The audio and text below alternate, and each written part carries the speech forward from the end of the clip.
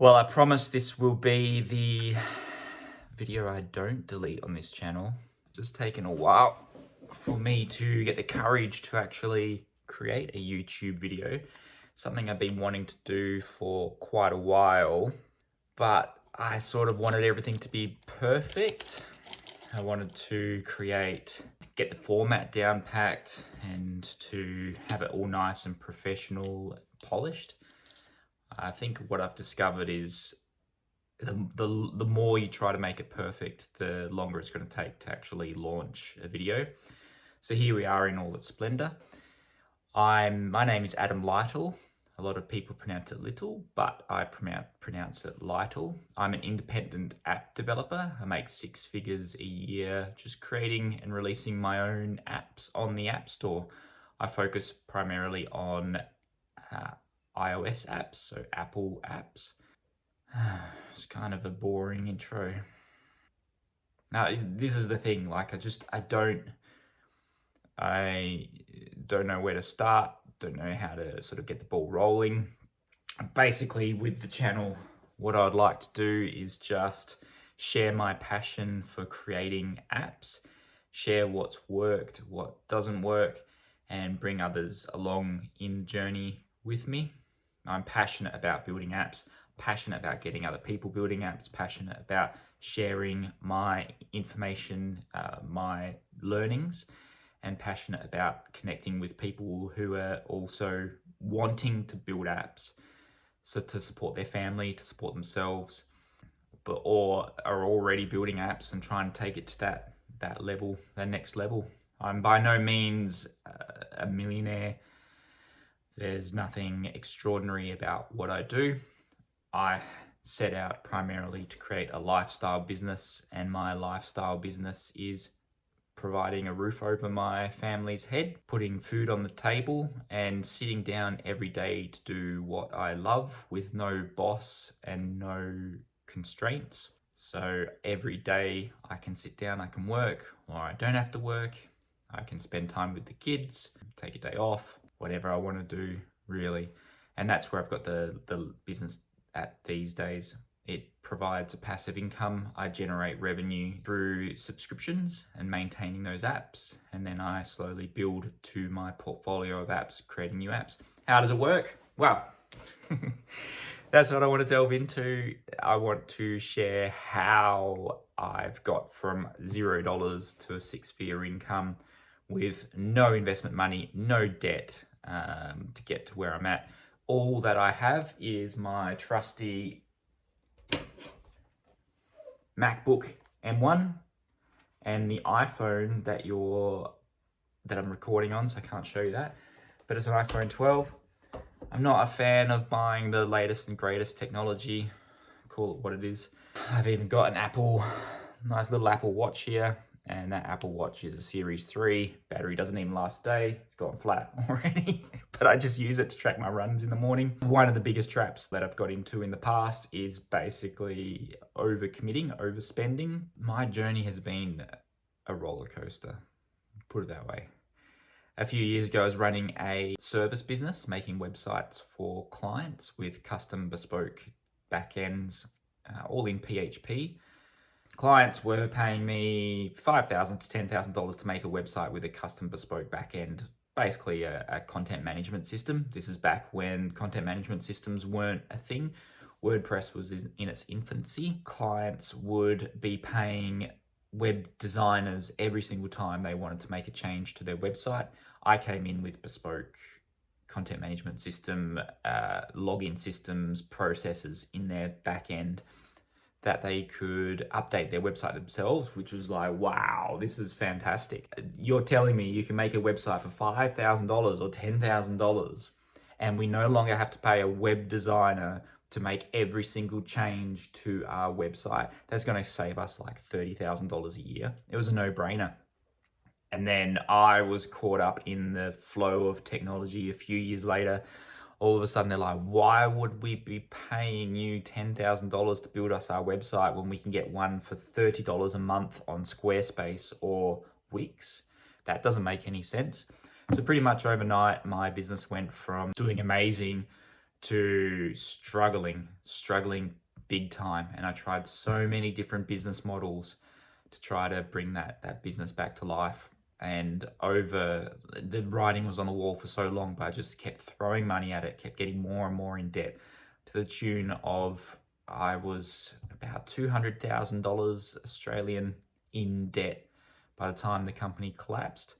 That was from tax debt, company cars repossessed, had clients demand refunds. A lot of chargebacks happened. My merchant facility at the time got hammered with $20,000, $30,000, $40,000 worth of chargebacks. To this day, I'm still banned from setting up a Stripe account.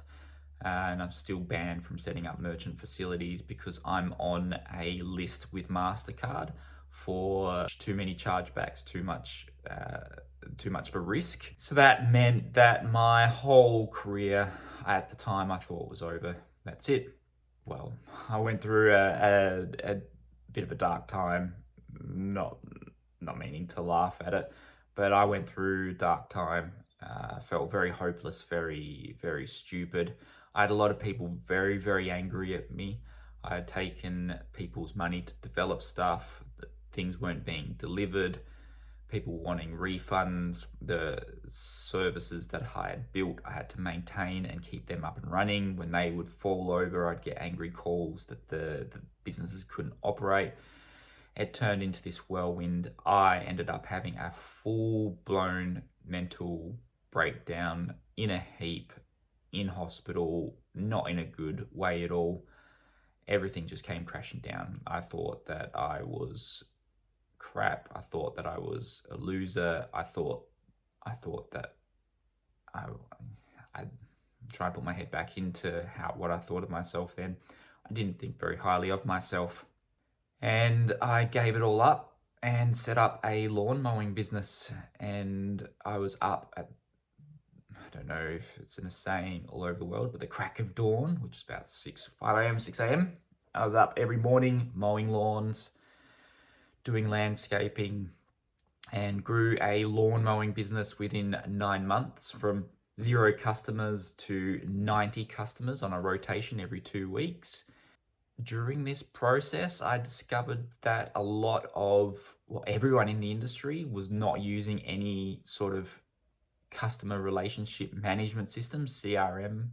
Everything was done on pen and paper. If you were in a truck driving from customer to customer doing lawns, you would have a piece of paper with your sheet. One side of the sheet would have this week's jobs. The other side of the sheet would have next week's jobs.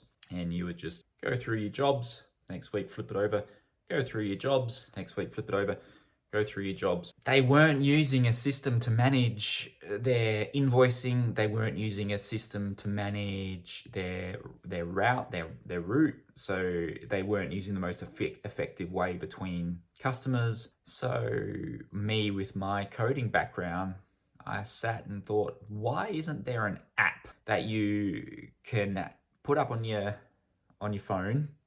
You put all your customer details in there. You say, these are the jobs that I have to do, and then the app groups all of the jobs by relative location, and then you say, this is where my home point is. Show me the most effective way to get to all of my jobs each week, each day. Show me the most effective way to invoice. Show me the most effective way to add extra services, and also show me the most effective way to give a quick quote over the phone. Nothing like that, to my knowledge, existed. So I created Mobius. This was the first app that I developed from a standpoint of an app. Prior to that, I'd only been developing in PHP and JavaScript. So I found a platform called Cordova, and Cordova is basically just a shell, a wrapper for JavaScript that sits in an app. So it's like a container. You develop the app in JavaScript, wrap it, compile it with Cordova, and it's ready to go on Android and on iPhone. And that was my first experience developing an app for the App Store. I learned quite a bit during that process, especially how hard it is to get apps through the Apple review process. But the most important thing that I learned was now I can offer in-app purchases. It's not reliant on a merchant facility. It's not reliant on MasterCard or Visa. So that meant that I'm no longer banned from accepting payments through Apple Pay or Google Pay. So through in-app subscriptions. This was a big win for me, and my brain was ticking, and I was like, there's something to this. I originally developed it for free, and then over time I turned it into a subscription-based model. And during this time, I wanted to learn just how to develop apps. I didn't know that I wanted to take it full time, and I didn't know that I wanted to retire from mowing to create apps. As far as I was concerned, I'd burnt out completely with software development. I really didn't want to touch it from the standpoint of I didn't want to increase my skill set to create apps for a client. I didn't want to get stuck back into client work or an employer. So I don't really know that I had a direction moving forward, but I did have this urge or this feeling that I wanted to just learn something new and express myself creatively through apps.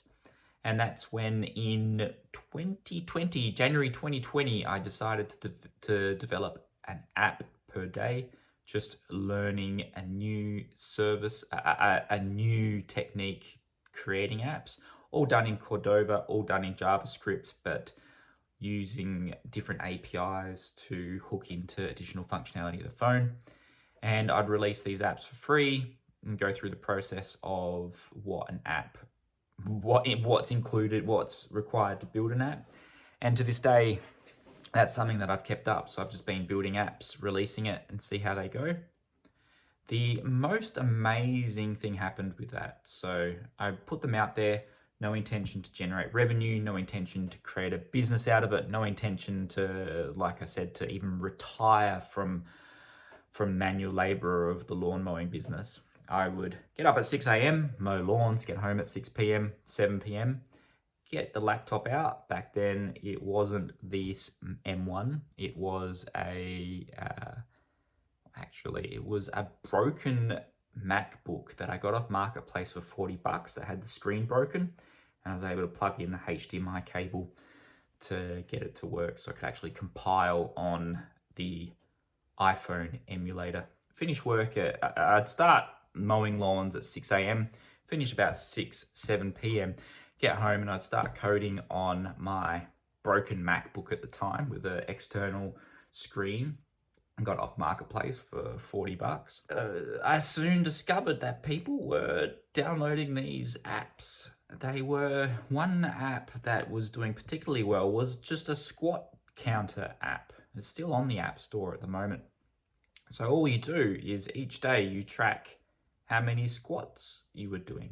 It started out as a push-up app. I was listening to a Joe Rogan Experience podcast, and he was talking about if you wanted to get into fitness, just try to do 100 push-ups a day. You don't have to do it all at once, just throughout the course of the day. I was like, well, I just want to make an app that tracks how many push-ups I've done each day. There's no amazing technical functionality that tracks like your push-up in real time.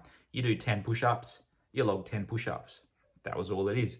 You get a graph to show how well you're going. You get awards that you unlock for 100 push-ups, 1,000 push-ups, all those sorts of things. You can share that with friends.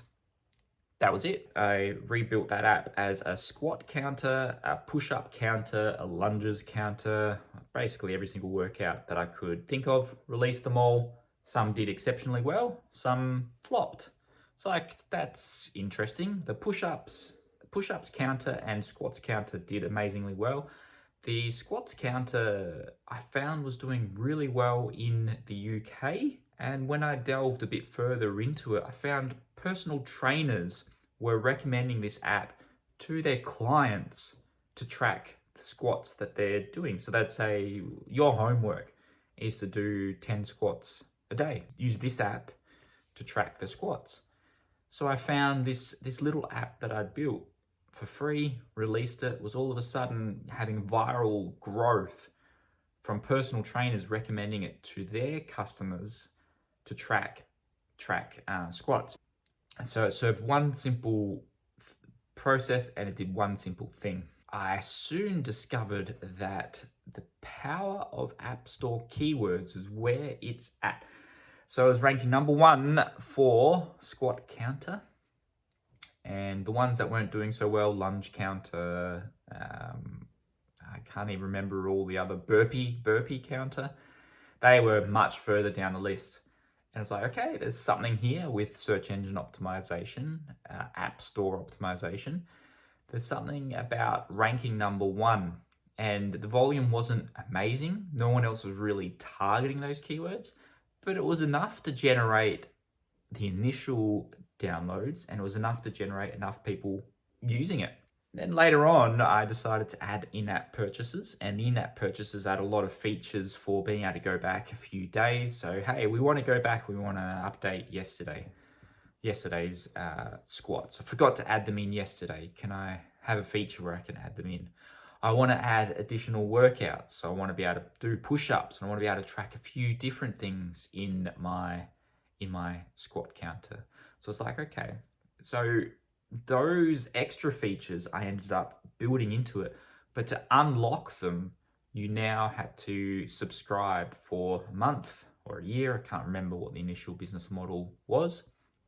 Behind a paywall, if you want to edit your history from yesterday, then now it's time to upgrade. And to my surprise, I started to generate a little bit of revenue. And I sat back and I thought to myself, there's something here.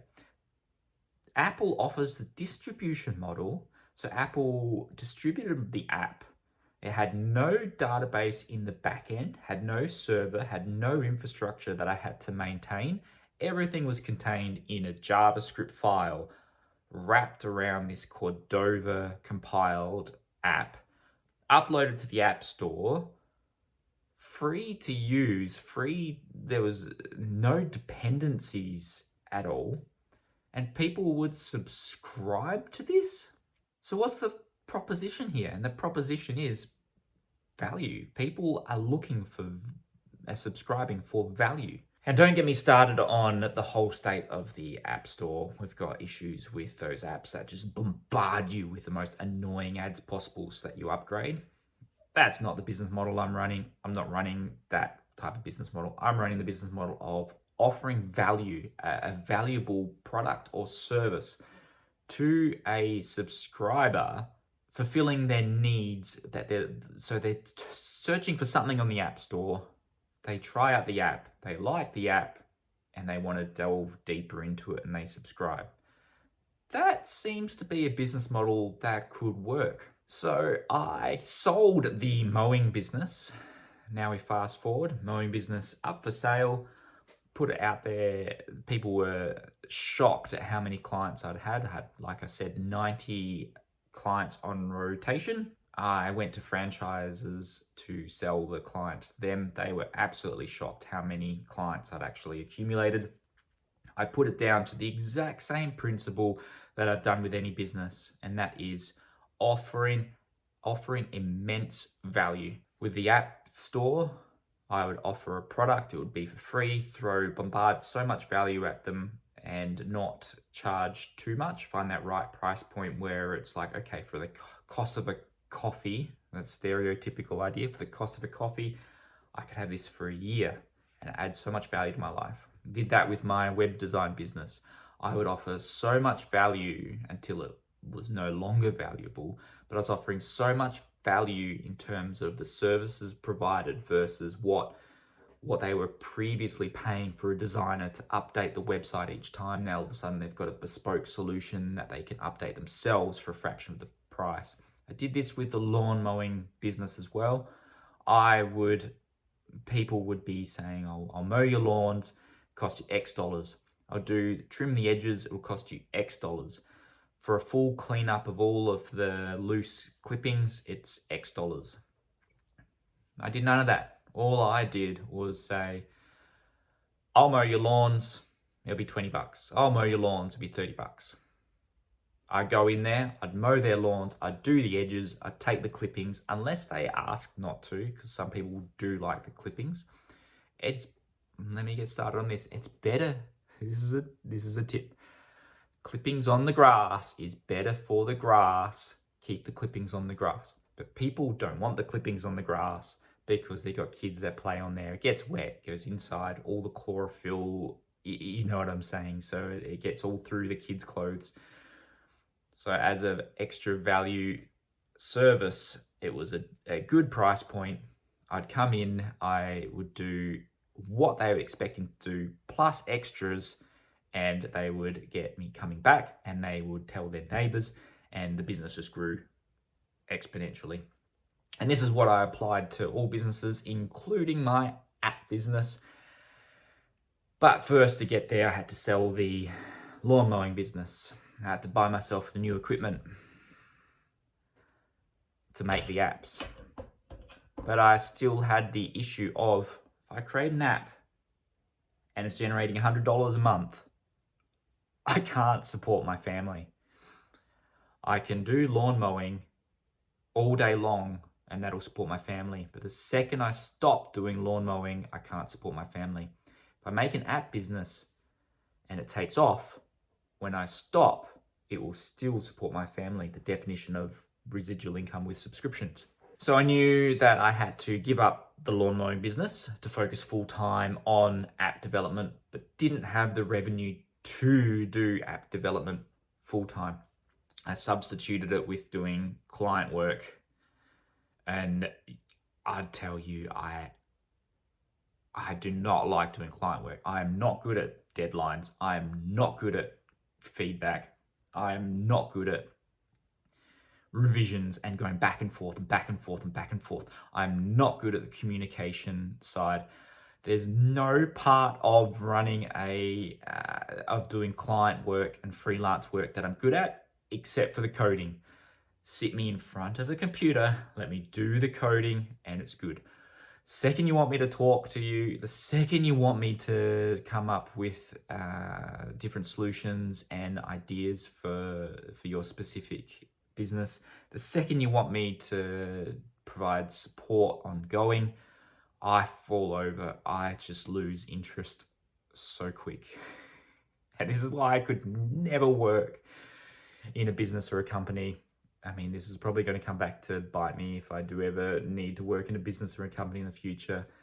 But if you're looking at this video in the future and you think this guy, if we're going to hire him because he's sort of saying here he's not that great with working in a team, let me just say, by the time you've read this, I'm good at working in a team. Okay, now that we've got that out of the way. All right, Adam, let's check in. Let's see how you're going. This is our first video. We've delved into quite a bit. Talked about who you are, what you do, what your history was, what your process was. Do you think it's time now to sort of stop your brain dump and just give people the opportunity to catch up and to discover a little bit more about you? Don't give away everything in one video. Let's trickle it out to make sure that people are, let's keep going. So I was doing freelance work again. I hate freelance work.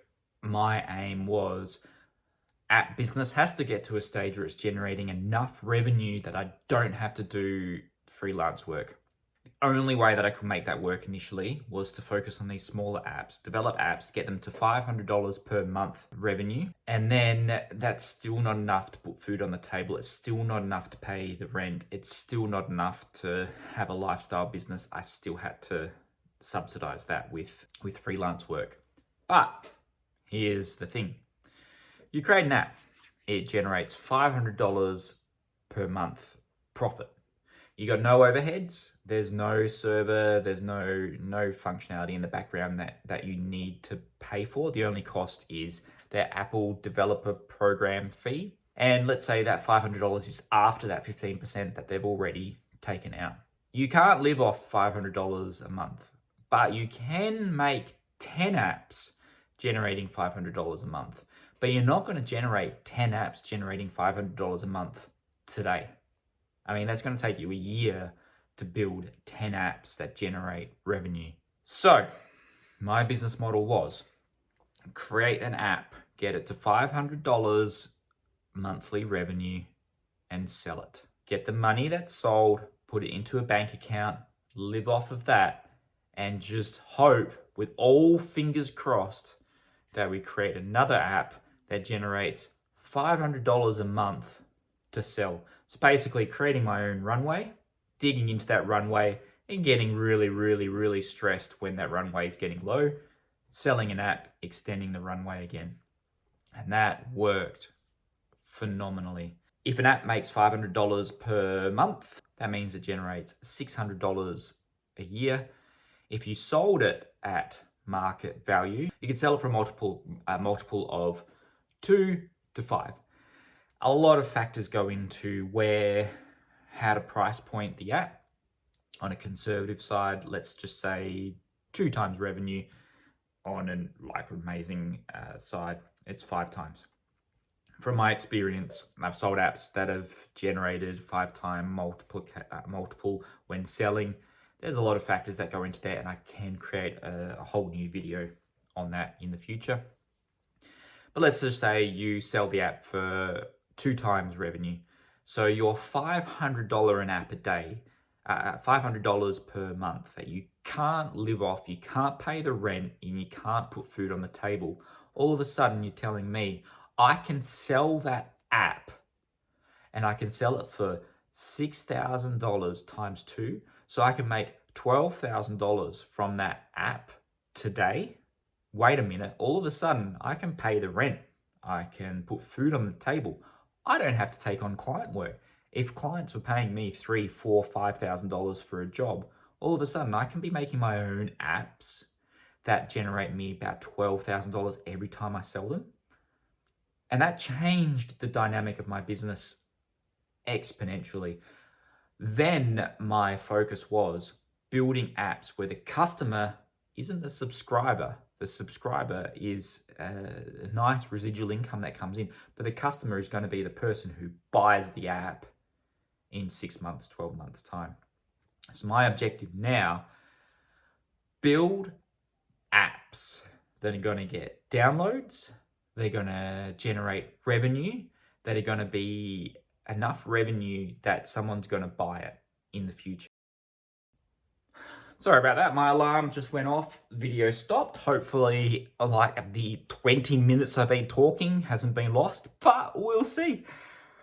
Maybe I did make a promise at the beginning that this will be the video that goes up as my first video on YouTube. Maybe not. Maybe I've lost it. We shall see, but we'll continue. We were just talking about how my business model was creating an app that generates $500 per month and then selling it for $12,000. My success rate, I looked back, I've already been creating apps for around about a year now, and I saw, okay, there's 12 apps I've developed. How many of them have been successful and how many of them have flopped? Oh yeah, okay, so 2 or 3 have been successful. 1 has been amazingly successful. So let's look at that. If I create an app every month this next year, with the purpose of selling, wasn't even trying to create apps to sell, and all of a sudden I've created these valuable assets. But let's just base it on my existing year. My existing year, 3 apps. 3 apps that were ready to sell. So as a conservative estimate, create an app every month, release it, and my baseline is now going to be $36,000. Is that enough to live off? Is that enough to put the roof over the head? So my intention then was basically just to start pulling all of the expenses from the household. And it was just trying to bring life back as simple as possible. And it comes back down to buying, this is still the first M1 MacBook that I bought in 2020 to build apps. If I spent all of my money on technology and all my money on things I didn't need, then $36,000 was not going to go very far. So I worked hard to make sure that every single dollar coming into the business was going to where it needed to go. I wasn't splurging on things I didn't need. We were making cutbacks to make this dream a reality. And it's kind of the stark reality of this. my trajectory was like a year not generating any revenue from this business, a year generating $40,000, and then all of a sudden a year generating six figures. The curve is like this, but you have to learn and you have to grow each time, and you have to work out what works, what doesn't. When something fails, you have to work out why did that fail? How can I make sure that doesn't fail? If something works, dissect it and work out why did that work. If you're here and you're still with me at this stage of the video, this is where I'm going to tell you this is what the channel's all about. I'm going to be showing what has worked, how to go from that $0 to six figures and live a lifestyle business. If you're looking to make millions of dollars and you're looking to buy a Ferrari and you're looking to buy a big house, don't subscribe. Not for you. This is for the people who sick and tired of having deadlines, sick and tired of working their guts out. I don't even know these sayings work well to an international audience. I use so many Australian lingo, I don't know. But this video is it's just all about literal bootstrapping. To me, bootstrapping is like you strap yourself up from the boots. You don't buy new boots every week. If your boots are fine, use your boots. All of that can come in the future, but for me, my business, it's a lifestyle business. I've built it up so I don't have to do client work. I don't have to work my guts out. I don't know. I'm sorry for all of these Australian colloquialisms. So if you want to discover how to free yourself from your 9 to 5, and I'm so cliche, don't be so cliche with it. That's such a cliche thing to say. But that's kind of what I'm selling, isn't it? No. I'm going to leave this in here because this is just me having a full conversation with myself. I'm not selling don't do like free from your 9 to 5. Such a cliche, boring thing to say. I am saying follow your passions and your dreams. I am absolutely passionate about being creative, and my whole business is based around me just bulldozing everything out of the way in my life so I can focus on just creating cool things that I want to create, playing around with ideas, and the net result of that is a roof over my head, food on the table for my children, and a lifestyle business that lets me do that. I think that's the first video. Can you believe it? You got this far. Subscribe. And I will create more of these. We'll look back at this in a few years' time and think this is pretty cringe. But like I said, got to start somewhere. I'm not really interested in making it fully polished. Actually, I think it's more on brand to show you the nitty-gritty and how it looks from the perspective of literal bootstrapping, and just I'm pretty sure there's a definition of bootstrapping there somewhere that I'm missing, but my interpretation of bootstrapping is like you pull yourself up by the boots and you tie it down. I don't know. Anyway, subscribe, and we're gonna deep dive into a lot of this stuff in the future.